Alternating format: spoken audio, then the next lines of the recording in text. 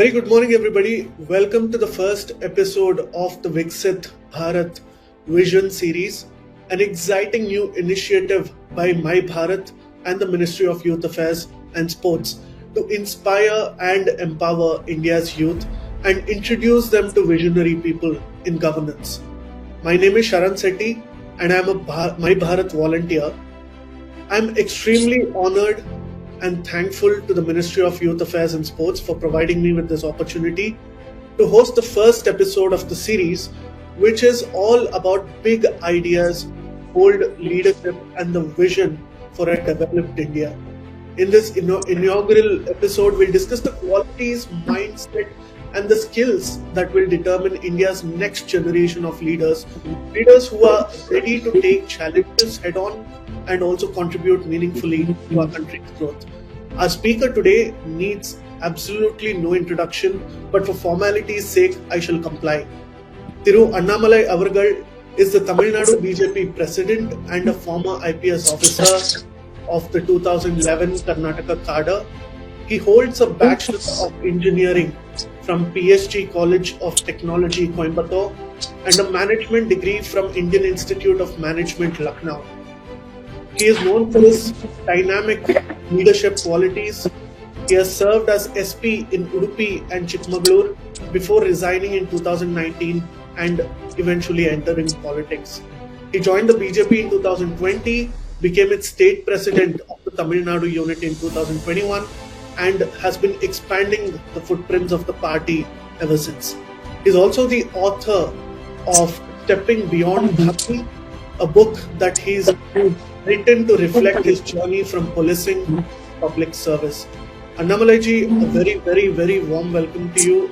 Thank you so much for giving us your time. I hope I'm audible.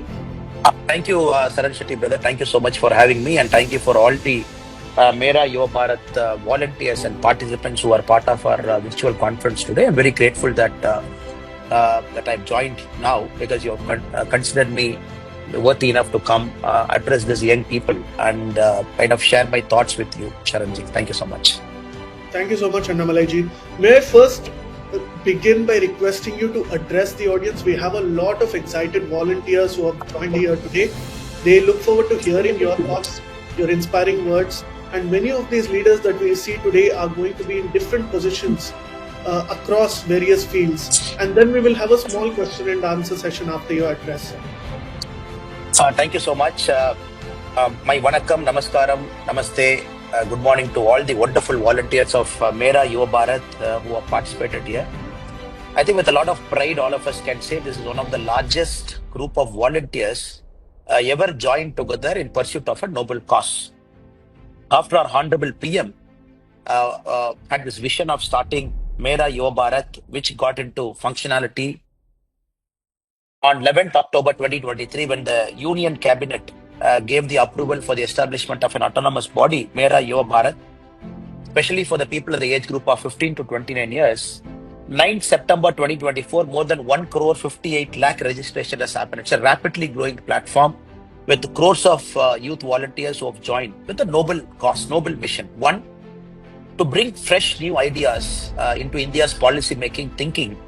And second, for all the youth volunteers, youth, especially in the age group of 15 to 29, to give them a platform so that they interact with some known minds, they get some ideas, and they equip themselves in the preparation of a public policy role, in the preparation of whatever role they choose to do for the development of Bharat. Frankly, I never imagined that this kind of youth participation will be there within a matter of months. It only shows our PM Narendra Modi's vision that is very clear throughout 2024, starting from Red Fort, on the birth anniversary on Swami Vivekananda ji, then during one of his Man Ki Baat address, continuously our Honorable PM is of the opinion that more than 1 lakh youth should join politics. Is very, very clear and is continuously emphasizing it. Even in January in Bharat Mandapam, when the youth participation, the Mera Yuva Bharat dialogue happened, even there the Honorable PM has emphasized that youth has to play a larger role in policy making.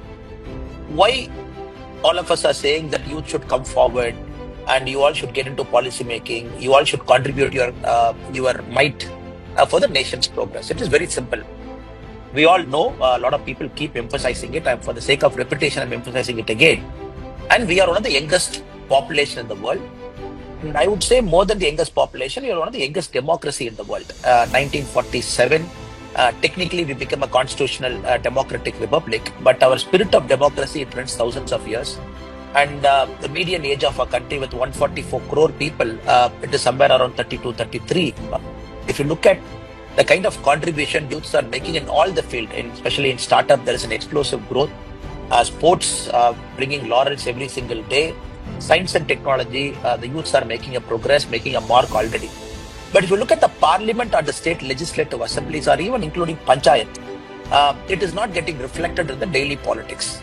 Probably it is not getting reflected in the policy making as well. That is where Honorable PM was very clear. Youth should enter.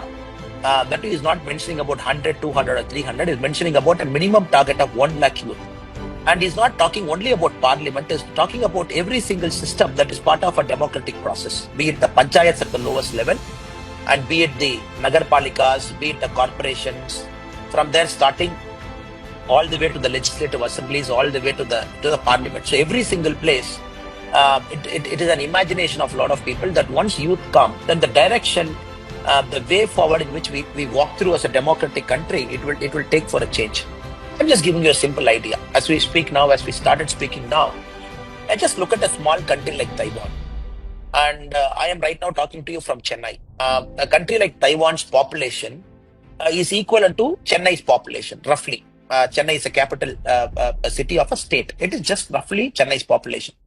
It contributes 1/4 of India's GDP. We as a country, India's GDP, Taiwan contributes 1/4.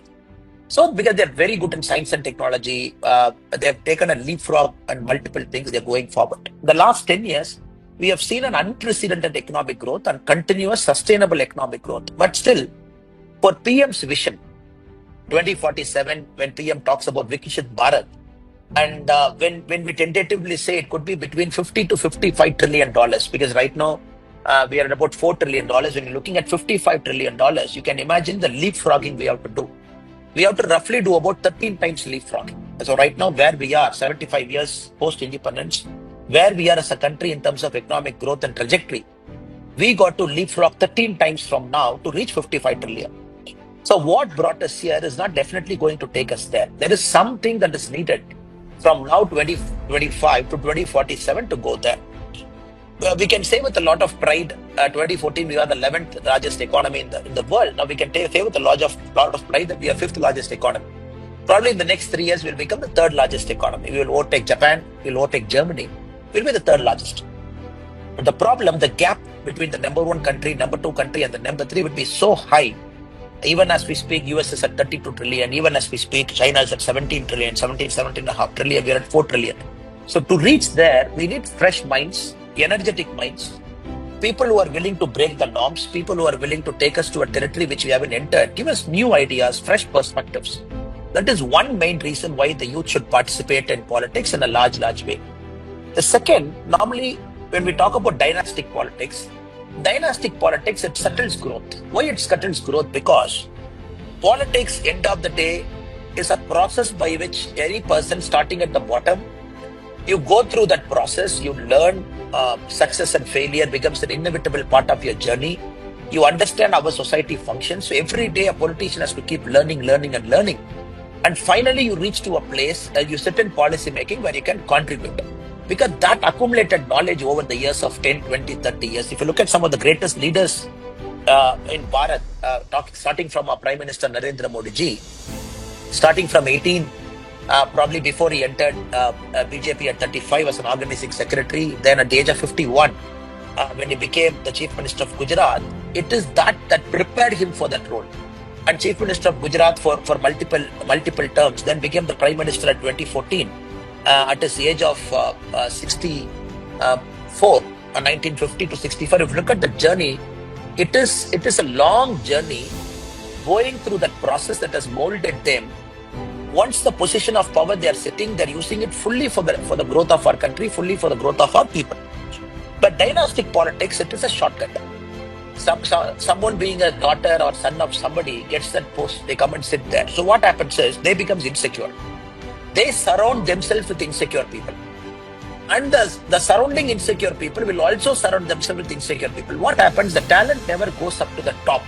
The talent gets scattered at all levels, probably a state or a panchayat or a city or even a corporation ward. It doesn't realize the full potential because somebody who doesn't understand the process, somebody who doesn't come the hard way, somebody who doesn't have a vision comes and sits in that role. That is why when PM talked about 1 lakh youth entering politics, he also mentioned this along with it in Red Fort as well as in his Mann Ki Baat address, that dynastic politics cannot determine how our country should run. And when you're looking at 13 times leapfrogging from 4 trillion to 55 trillion, you're looking at visionary people entering politics, visionary people entering public policy, because today we are focusing more on youth leadership in politics. That is the topic we are discussing. That is why many of the young volunteers who are here, you should have an urge. You should have an urge to look at politics as an option. And you should not look at, okay, first past the post democracy, it is so tough. Should I go and will I get an opportunity? Which political party will I enter? Will I get promoted up? So that shouldn't be a concern. In fact, that should be a least concern. Your goal is to keep keeping you understanding economics, understanding politics, understanding society, making an effort to learn. Because joining a political party, that doesn't what the Honorable PM means when he says 1 lakh people should join politics. 1 lakh people should join the political process. You being a part of a NGO, part of a civil society, start working at the ground, getting into social action, contributing your mind, contributing an energy to keep the society a better place. That is politics. End of the day, politics is not electoral politics. Politics comes from the word called polis, which comes from the word called people. When you work with people on a everyday basis, that is politics. There are structured way of doing it by joining a political party. Then there are structured way of doing by contesting elections and winning and becoming part of the policy making. But everything is a process. So I think the Honorable PM is urging you to get into the process of politics, interacting with people on a daily basis, understanding their problem. Before doing that, it is all about learning. And many a time, all the wonderful volunteers who are assembled here, and you come from extraordinary backgrounds, extraordinary profiles, some of the best institutions, you work very hard. You may be from a regional language medium school to an English medium school, and you come up a certain way because only you have a certain motivation. That is why this increased registration, almost 65,000 registrations are happening every single day in this particular platform. Just imagine the kind of scale in which this particular platform is operating. Of course, you all have a lot of things, but sometimes you should also have the humility to understand we have to do some unlearning. Many a times we think, okay, this person wants that. This is the solution to him. Let me go and give that solution. So what happens is most of the time it looks like we are giving our solution to someone who actually might not need it. So throughout the process, when you start participating in politics, the political process, I think there are some things which we have to remind ourselves of. One, it is a constant process of learning, constant process of unlearning. And we should be humble enough before we mingle with people in the ground. We should be humble enough to first equip ourselves, understand the field, understand what it is, understand the country's geography, understand the country's history, understand country's culture, where people come from, what are they doing, where they need to go. So this process of learning and unlearning is an everyday process till we die. And daily you have to keep doing it. That is number one. In my opening remarks, I thought I should kind of share this with you. Number two, you should be fearless. And many a time you will get bogged down because many a time you're fighting with the system. And the system many a times is imperfect. And you're fighting with a rigid structure that doesn't want change in many places. Not everybody is amenable to change. So you got to be very fearless. Fearless in the sense not going and bashing out and come. Fearless in mind. Fearless in mind meaning that you should have very clear vision of where you want to go, pursuit of a goal. Just keep doing it on an everyday basis. Number three, I would say, don't go after results because politics inevitably is not about results. Politics is all about process. As long as you keep doing it, you find enjoyment, you find purpose in it, I think that is your victory. Your victory is not sitting in some minister chair or sitting in some MLA chair or MP chair. I don't think that is victory. Victory is all about the self-fulfillment that you get everyday basis. That you've made some change, you've got some incremental income, you brought some new idea to old ways of thinking. Some policy measures you're able to push it wherever you seem to walk. This 2-3 things I thought I'll make as an initial remark before Saran Shetty gets all of us to dive deep into this topic. So once again, I thank everybody for showing interest, joining And I understand this is probably the first virtual platform. And I think it's a great initiative by the Ministry of Youth Affairs and Sports, because virtual platform gives an opportunity for all of us to connect at our own time, see the recordings, not necessarily being present at a physical location. So I should thank the Ministry of Youth Affairs and Sports for getting this platform and getting all of us connected. Thank you so much. Thank you so much, Annamalai ji, for your inspiring words. We have a lot of questions and we'll try our best to cover everything. But let me begin by asking you this, and also a small shout out to the participants. Please leave your questions either on the chat box or please send them to Manan Goelji. He'll be redirecting a lot of those to me, and I shall be asking the questions to Annamalai ji. Annamalai ji, one of the questions that we want to ask you is that you often speak about, say, grassroots politics. How can young people actually be involved in politics that is beyond just, electoral politics and, say, policy making or something? Sharan ji, for the benefit of everybody, this country is exploding in all fields. This country wants new ideas. If you look at Niti Aayog, right from consultants, people who are inside, the think tanks that is growing in India, the think tanks that are advising the government, even the honorable ministers whose advisors, who have a lot of youth with them as a team. So this country wants to learn. We have to understand. And we have shifted from a mindset where we felt we know everything as a country. Probably we are following a 5-year plan. We are following a planning commission model, which was imposed from the top. And everybody has to just follow it. And right now we are in a trajectory where we have to learn more. We have to open our eyes more, which means the knowledge has to come from all parts of Bharat, and especially from the youth. Because now bulk of the population is youth, and it has to be a visionary. So I would say I have never seen this explosive growth. I'm seeing in the last 4 or 5 years, especially in think tanks, young people, wherever I go, I see young people contribution, the young people writing research papers. But to do that, I personally believe it is very important that we first equip ourselves. We become more like an expert, more like a subject expert, and we put our hands to work and we get our hands dirty. And many a time, for any youth to enter into a public policy field where they can contribute something, it is important they are at the ground first. And reading textbook is something different. That is one way of gaining knowledge. But very importantly, if a youth thinks, okay, I am going to do something on economics, it is very important they should understand grassroots economics first. How does a village function? How does an entity in a village function? A policy making that is made in Delhi, it has to get transmitted multiple times before it reaches a village. How does the transmission happen? Where there is a transmission loss. And in a complex democratic republic like us, a state, a panchayat, the interaction among them on a daily basis. Then there are political agents who kind of grease through the whole process. What is the political agent's role? From center to state, how does it get transmitted? How does a policy get formed? Because many a time, it's a process of compromises. Not every day we get good policy. Every policy is a process of compromise. People have to fight. You have different pressure group, different interest group. Take everybody along. Somebody wants something, somebody doesn't want something. And like Jeremy Bentham said, is it for the benefit of a large number? Even a small number of people get affected by it. Is it okay? Can we do that kind of policy making? Or we want to benefit all kinds of people. Nobody should be left out. Even if it's a pseudo-optimal solution, are we okay with it? So these are all different philosophical treatises to it. So that is why I personally believe for all the young people who are here, it's a good time to learn philosophy.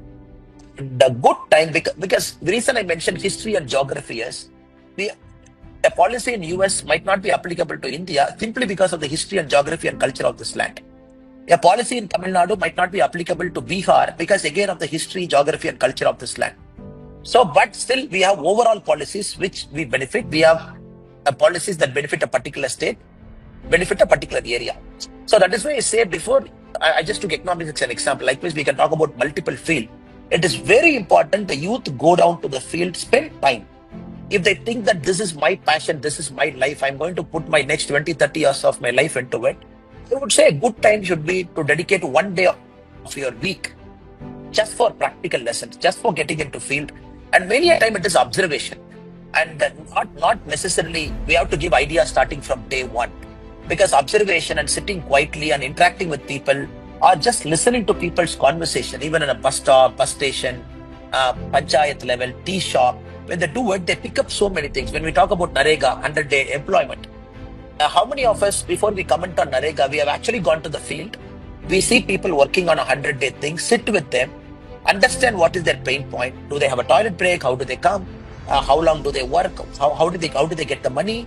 Who pays the money? Does anybody in between siphon that money off? No, everything is made computerized now. Nobody can do it after 2014. But still, this basic understanding, when we talk about Ayushman Bharat of 5 lakh rupee insurance, before somebody makes an attempt, a policy making attempt to improve or to add some new addition to it, go to a government hospital, go to a private hospital, go to hospital, see for yourself.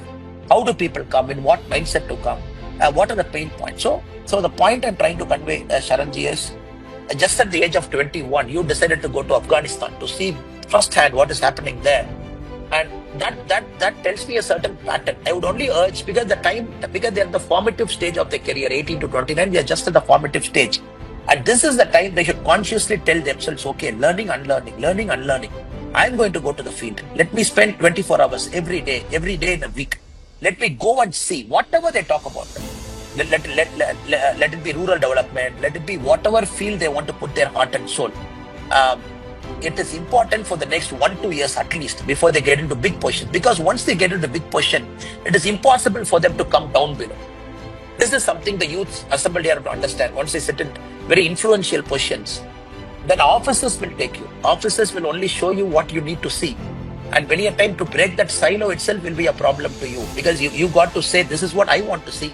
But many a time they take you what they want to see. So the first 1, 2, 3 years of your learning, again I'm going back to Narendra Modi. The kind of travel he did, 18 to 35 across India, the kind of travel he did in Gujarat from 35 to 50, 48, the kind of travel he did across India, 48 to 51. These are his ages when he held different positions. Every time, I'm very sure when we talk about our Prime Minister, he has traveled to every single district of our country, and he has got a very unique distinction of staying in every district of country at least for a night. This is even before he entered politics, even before 51.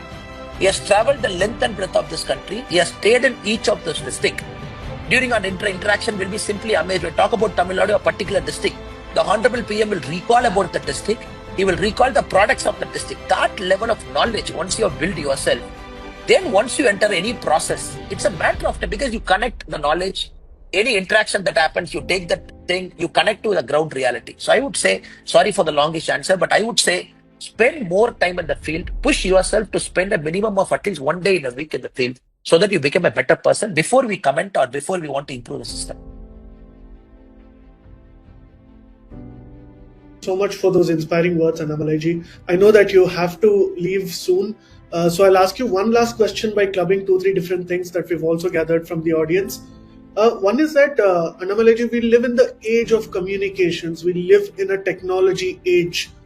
We've seen how Narendra Modi ji himself took to, say, platforms like Twitter right before he became India's Prime Minister. But this sort of digital exposure also means that you're putting yourself out there in public. You receive a lot of criticism, and anybody can say anything to you. So for normal people, Annamalai ji, who may not be very qualified as many people from think tanks are, as officers like you were, how do they build a sort of a thick skin? How do they build that experience? How do they constantly juggle through everything and eventually get to where they are, given that the hurdles that the system throws at them are far too many? Thank you, Sharanji. Sharanji, we have all the time in the world, not in a hurry, as long as you have the time. One, it's a very important question you have asked, because politics have become very competitive. I'm talking of electoral politics. It has become very competitive. The party politics have become very competitive. So all of you are going to enter into that space now. And Indian democracy is also a very noisy democracy. We have a lot of interest groups, pressure groups, and the media is very active. You have an ecosystem in social media also. Now in that space you are trying to go in, you are trying to give an opinion. That we have to understand.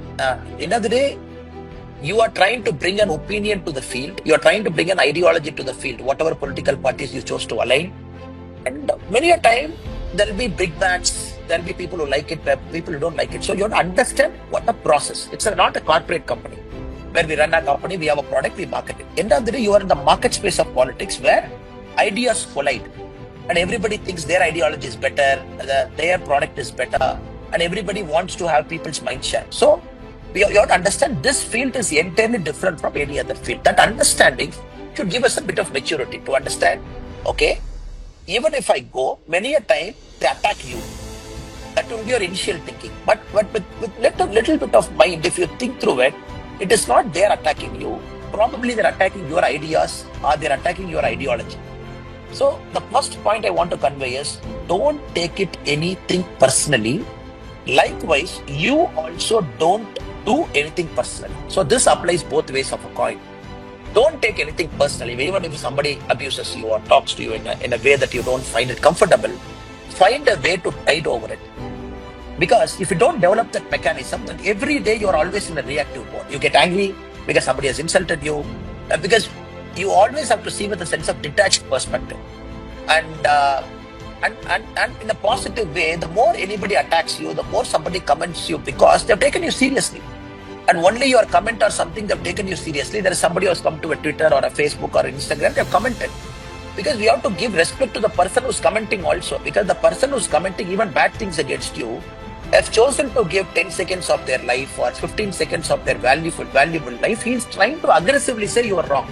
Even that respect we have to give it to that person because he has taken your word seriously. That is why he's giving 15 seconds of his life or her life. Else you would have moved on, So point number one, don't take it anything personally. Your life and politics should be like water on a lotus leaf. If you put water on a lotus leaf, the water just slides down. The water doesn't try to stick. So always remember this, especially in the field of politics. Always be a water on a lotus leaf. You just have to keep sliding down because democracy, if you go back to oldest democracy to now, it is 2000 plus years old. In some form or the other, democracy is there for 2000 years. And democracy is always incremental. We can't do everything overnight because you have different people, different mindsets. And you always have to understand, okay, I'm not going to do everything in 10 years. Let me keep trying to do in 10 years. There'll be acceptability for something, not acceptability for something. So once you have that, you are not in a hurry. Of course, you have to be in a hurry to do things. In your mind, if you're in a hurry to do things, if it is not happening, you get frustrated. Why it is not happening? So politics many a times will bring you frustration also. You might do good work, still you might not get recognized. So the point two I'm trying to convey to you is, don't be in a hurry in the mind, but be in a hurry in actions. Whatever you want to do, you do it fast.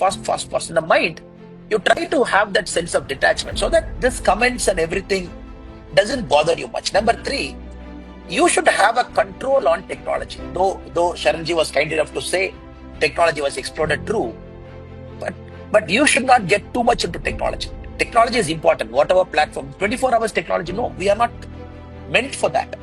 You have to use technology sparingly. Technology is very important. It's a tool for communication. It's a tool to connect. But I have seen many young politicians, they get bothered because full time they're on Twitter, full time they're on social media. They're like, no, somebody has commented. So you should know, okay, this is the thing I'm going to do. This is the thing I'm not going to do. So technology also for you is a sense of attachment and detachment. Not every time you should be in technology. Number four is more important for me than anything else because you are doing it for the joy of, for the purpose of, for joy and purpose. You are in politics because you find a sense of joy, a sense of fulfillment, a sense of purpose. Once your mind is trained on that, you will not be bothered by many other people think. Of course, you should be bothered by what people think because you are in politics. And over a point of time, you will have that idea, you will have that mindset to differentiate between what is intentional, what is not intentional. Then you will be least bothered by unintentional things. So technology is important. Don't get too much into it. It is a tool to connect, tool to communicate. Remember only these two things. You cannot all the time keep scrolling, trying to find what people spoke about you, people spoke against you. That is not our problem. And second one, sense of detachment, like a water on a lotus leaf. Third, you're coming here for joy, purpose, and fulfillment. It's a long process, and that should give you everyday happiness, not a public brickbat or public acknowledgement. That is all temporary for the time being because people's opinion and taste will change. And number four, you should have a sense of hurry in your physical action, but not a sense of hurry in your mental action. Because if you get frustrated, then probably you'll not enjoy the process. So long-term objective, keep doing it slowly, steadily, and eventually you will reach there. And every time you fail, always remember, I personally believe failure teaches you more than success. Success is One day happiness, one day joy, we move on. But failure is what? It makes you to introspect, it makes you to work hard. So everybody in this platform, it is not every day you get success. I personally believe, I think it is Abraham Lincoln's life. If you look at it, he has got maybe 99% failures and 1% success. All elections lost except the final election that he won as the United States president. And that made all the difference for him. So every time you fail, always remember it is setting up for you, because it is setting up for you to do something big when you get the chance, where you can make some lot of changes. So don't get bogged down by failures and success. I know it is very easy. That is why I said study philosophy, study spirituality. Very important. Because many of you might have come from technical stream, and in technical stream, the emphasis on philosophy and spirituality is very less in the academic text papers. So spirituality and philosophy, just keep reading it whenever you have time, because that develops a sense of detached perspective that gives you a grounding. A proper reading of Ramayana or Mahabharata gives you a lot about statecraft, lots about warfare, lot about rules of engagement. A proper reading of Mahabharata will teach you about a lot of things that we spoke. So you should remember that these great characters have a lived through experience, and it is distilled to us in forms of great epics. And likewise, you might have your regional epics also. You might have your great books in your own mother tongue. So that is something you always carry with you. Vidura Nidhi is a great book for a politician. Anybody is interested, Vidura Nidhi, you can always have a handy book that gives a lot of answers to a problem, a dilemma that a politician faces on an everyday basis. It is there. Mahabharata, sense of detachment, a perspective, a holistic way of doing things. And very important, you should have a very good grounding on this. These are the things I would say, Sharanji. Thank you for that detailed answer. Let me ask you as a follow-up, since many of our young volunteers have also been asking this question. Many people, many young Indians today, regardless of whatever stream they're in, they want to contribute to policy making, they want to contribute to governance, but they face challenges like bureaucratic hurdles, lack of mentorship, political barriers. So based on your experience, what steps should be taken to create more opportunities for youth in leadership in these roles of governance? We have to understand there is a steel frame for this country, rightly or wrongly. We have the Indian bureaucracy, which is there for a long time, which will be there for a long time. If you look at the models of other countries' bureaucracy, for example, America operates on a system called the spoils system. A president comes to power and then he will decide who he wants, she wants, he or she, and then they work at the pleasure of the president, then they move out. So this is the top level bureaucrats. Probably you call it Secretary of State and all those secretaries, Treasury and Transportation, all those things.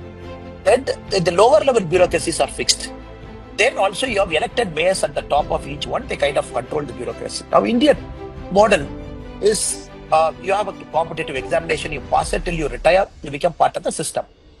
Now, yes, there is always a problem because many people within the system doesn't want new people to enter the system. That is an ongoing process.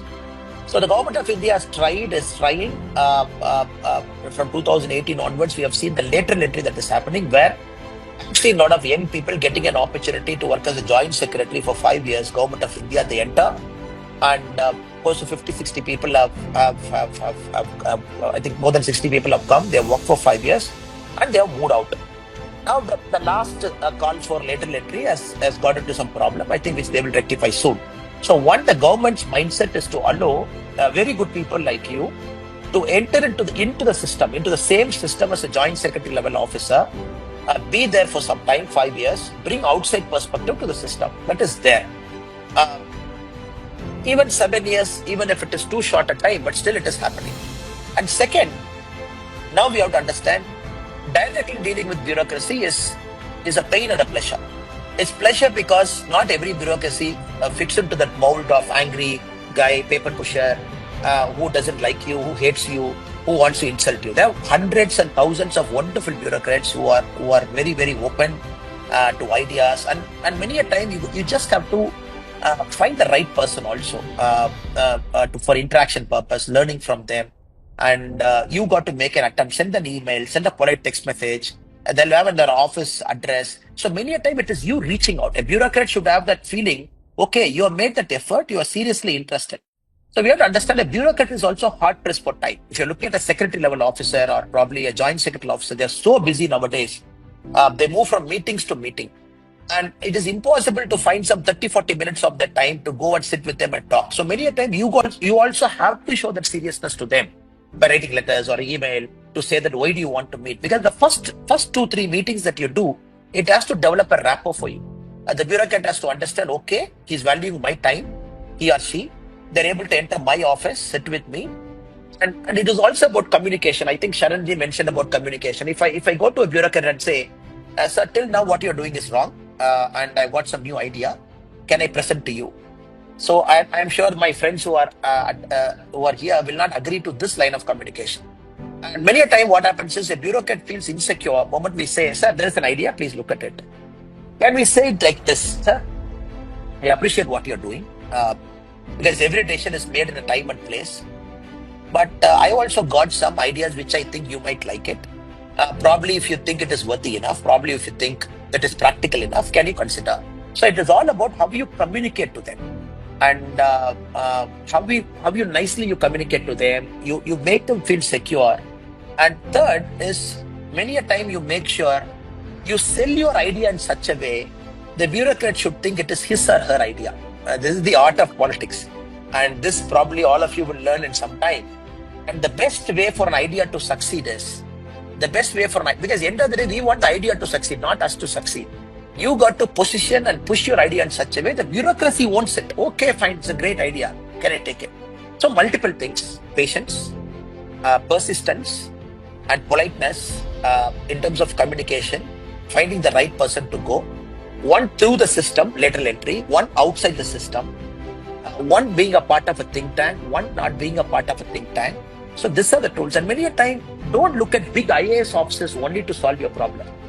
There are hundreds of officers of group A, B, C who are at multiple levels within the system. For example, a person sitting in a collector's office in district, you can go and meet him. He has got all the time in the world. He could be a group C or a group D or a group T, but probably not into full policy making, but is into implementation part. You start from there. And many a time we believe talking to bureaucracy means going to Chennai or Delhi or Lucknow or Mumbai and talking to some top guy sitting in secretariat. Make an effort even to reach to a Panchayat Development Officer, PDO, who's at the bottom level in the Panchayat. Talk to him, because he will give you a lot of ideas, because he's right there in the Panchayat level. You give your ideas to him also. Then you go one step up, the block level, talk to them. Then probably one step up at the district level, talk to them. Then finally, when you meet a top bureaucrat, the bureaucrat will also take you seriously, because he will show, sir, I met a Panchayat fellow, I met the block guy, I met the district guy. See, I've done multiple interactions. I've learned. There are some ideas I know I work, because I've changed my ideas also. So that will also be a better way for you to not directly go to the top. Start from bottom, build it up, and reach to the top. These are some of the ways to kind of nullify bureaucratic resistance. Yeah, thank you. One of the questions that people are asking is that regardless of how talented an individual might be, eventually say suppose you need to enter electoral, require a lot of you. Right now we see at a state level there are different elections, national level there are different elections, and everybody knows that it's an open secret that for an assembly seat you need X amount of money to be spent, and for a Lok Sabha election you need a certain amount of money to be spent. What is the solution, sir? You have also spoken very highly of, say, One Nation. So a lot of youngsters are looking up to you for these answers, and whether in the near future they will have to actually contribute that way or Okay, I will probably give a longish answer to this, because I think it's a very important question. And with 5 years of my experience in the ground, I'll try and answer it. Probably my answer might not be the best answer, but still I'll try and give from my perspective. Politics in India, electoral politics in India, it happens at multiple levels. There are some places the party is too strong. You just have to join the party and party will win it for you. And you just have to be present in that party. And the party has to just put you as a candidate. People might not even know who you are as a person. They'll vote for the party. There are in some cases where the party is weak. So you as a candidate, you have to push, get a lot of votes for you, get a vote for party. Combinedly, you will win. There are a lot of places where the party is too weak And even a great candidate joining one of the weakest party or a new party, it is impossible to win. You might be a great candidate, you might be a fantastic guy. Unfortunately or fortunately, democracy is like that. Democracy is always in India. It is more on the party side. Even as we speak now, Indian democracy, if you look at all elections votes, it is a party that dominates an election, rightly so, because end of the day, people trust a party. A party has got an ideology, a party has got a history, a party has got a consistency. So I can, instead of putting my doubt on a candidate I know he might be a good guy, good person, but I instead of putting my full trust in a candidate, people put their trust on a party because they know, right or wrong, the party there is a track record of consistency. Now that is, you have to understand this before you understand anything. It is always in Indian democracy, as of now, party that dominates the electoral place more than an individual candidate. Accordingly, you make your choice. Let us imagine that you say, no, I am too idealistic, I want to contest as an independent. There are fantastic people who have contested as independent. They have got votes, 30,000 votes on assembly constituency. In MP cases, they have gone up to 2 lakh votes, 3 lakh votes. In some cases, the independents have also won because they are in that field for a long time and they know people, and people have trust independents. Independents have also won. It is not that they haven't won. So you got to have the maturity to understand, okay, what is Indian political system? What is the party system? What is the parliamentary system? Where I am going to fit in. Many a time when you join a big party, it is not, you are not going to set the seat tomorrow. You also have to acknowledge in a big party, okay, I've joined today. Can they give me a seat tomorrow? They will not give. Then you have to wait your chance, 10 years, 15 years, 20 years it might happen, or quickly also it might happen, because there are already thousands and lakhs of volunteers of that party working in that space, and they have a political experience. Now, first you have to compete internally within the system, so that you have a name recognition, you have a face recognition. People see you that you have some ideas, you are young, you are energetic. Then bypassing all those people to get a seat. So there is an inter-party democracy, there is an intra-party democracy. You have to understand. First, you have to survive in a party. Even if you come with a noble intention, I want to do good work, I am a great person, fine. That is your way of assessing yourself. But when you join a party, you got to fit into the party ideologically, because there are a lot of seniors above you. They should value you, you should value them. So it requires a lot of skills, interpersonal skills, communication skills, social skills. So that is how you survive within the party. Then the party unanimously will stand behind you, you get a seat. Then probably it is easy for you because the party will win it for you. So even in a big party, let us imagine I join, I win. It is not necessary because you have to do a lot of internal fights before you get that seat. So this is something which I believe the youth of this country should have a very clear understanding where they want to go, how when electoral politics happens, where they fight and how do they win. The second part is money power. Yes, of course, in Indian democracy, right or wrong, money power has become a very huge one. Some estimates say 2024 Lok Sabha election, the combined spending of all parties and candidates is 1,74,000 crore. For the 2024 Lok Sabha, the combined spending is 1,74,000 crore, as some estimates say. So elections are costly, democracy in India is costly. And it is not overnight we can fix it. It's a very noisy, complex democratic republic where one state might agree, one state might not agree. Even if you look at one nation, one election, it is not easily done. The proposal that Ramnath Kovindji, our honorable former president, has put before the parliament and us is, it's a longest process. So this parliament, 2024 parliament, has to end, which normally it should end in 2029. Then the 2029 parliament should end, which should end in 2034, assuming that things go as per plan. There is no dissolvement, everything. 2024 will end in 2029, 2029, 2034. He says, the committee says, when the next parliament ends in 2034 will be the one nation, one election. Which means as we speak now, our country is going to look at one nation, one election in 2034. Assuming this parliament completes its time and the next parliament completes its time. So a democracy, we have again taken a long approach. Though we want one nation, one election right now, but we are not doing it right now. We are doing it 9 years from now. Because now Tamil Nadu DMK government will say, no, you bring it immediately, I will lose my 2 years. Congress government in Karnataka will say, I will lose 2 years. Mamata Banerjee madam will say, I will lose 1 year. So you got to take everybody into account. That is why I said democracy, even if it grinds slow, it grinds surely. It grinds slow, but it grinds surely. So one nation, one election is in 2034. as we speak now. So you have to have a lot of patience in the process. And one nation, one election, when it comes, yes, lot of problems that we are talking now will get solved. Election Commission is becoming stricter and stricter and stricter. A lot of problems are getting solved. Supreme Court is becoming stricter and stricter and stricter. A lot of problems are getting solved. So it is a constant evolution. If you ask me whether today democracy is perfect, 100% no. Will democracy ever be perfect? 100% no. Democracy is always a process of reaching towards perfection.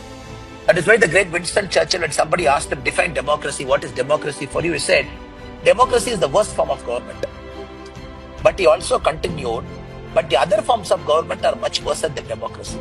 So we have to understand, all of you have assembled more than 2 crore people join this because you want to make democracy towards perfection. How 2014? 2014 is much more perfect than 2010. 2025 is much more perfect than 2014. We no more have coalition governments. We no more have horse trading. We no more have governments falling in middle. At least we have got a stable government with Modi ji. So that is the first test we have passed. Our democracy is becoming mature. Now people are looking at performance and voting. Second test also we are passing, but not fully. We are partly passing. So democracy will continue to get perfect. This the youth have to understand. Before they get impatient and say, why it is not happening today? It should have actually happened yesterday. So it is a process. You got to struggle with that process and do it. And many a time the solutions are pseudo-optimal. Not all solutions are great. Since you have to take so many horse trading, bargaining, giving up something, taking up something, just like how we get a bill passed in the parliament, sometimes you move towards optimal, sometimes it is pseudo-optimal, because in a democracy you take everybody along. So I would say, you want to jump into electoral politics, start young. Start young. Don't postpone to 40, 45, 50. Start young. And start working within the party. Work hard. Make people to notice you. And end of the day, talent and hard work has to win eventually. It's a matter of time. And nobody can stop you from reaching a position in democracy if you want. Provided, keep working hard. Be humble about it. Do it. And eventually you will get a position within the party. Then you will get a seat. Then you will win. Since this question is very specifically about electoral democracy, my answer is very specific to it within the party. But don't postpone. Oh, there is no vacancy in my seat. There is a strong leader in my seat. I will not join my seat. Don't think about that. Anything can happen to that strong leader in your seat. A party might deny a seat, or probably he might retire. So don't take chances. Electoral politics is what you decide. Start it young, do it young. Preferably start from bottom, because you learn so much on the way to the top. Thank you so much. Much Annamalai ji. I'm sure this addresses and answers a lot of the questions that our youngsters have been having. Unfortunately, we've come to the end of the session and we have no more time to read, although we have 20 to 25 questions more left. But thank you so much for giving us your precious time and taking some time out of your busy schedule. Thank you, Charanji. Great pleasure interacting with you. My humble pranams to all the youth. Just don't give up. Be positive. The country needs you. And you are very young, energetic, brilliant minds. Just keep at it. And it's a small world. We'll keep meeting on and off when I travel, when you travel. Let us get introduced to each other. We'll keep chatting. Thank you so much. God bless you all. Namaste. Jai Hind, Jai Bharat. Thank you so much. Thank you to Annamalai ji and to everybody else for attending this. This is the first episode in the inspiring series that My Bharat and the Ministry of Youth Affairs and Sports has envisioned. We will be regularly having many of these episodes in the time to come. Until next time, we will see you all very shortly. Thank you so much. Unless we have something more to add from the ministry's side, I think we can conclude.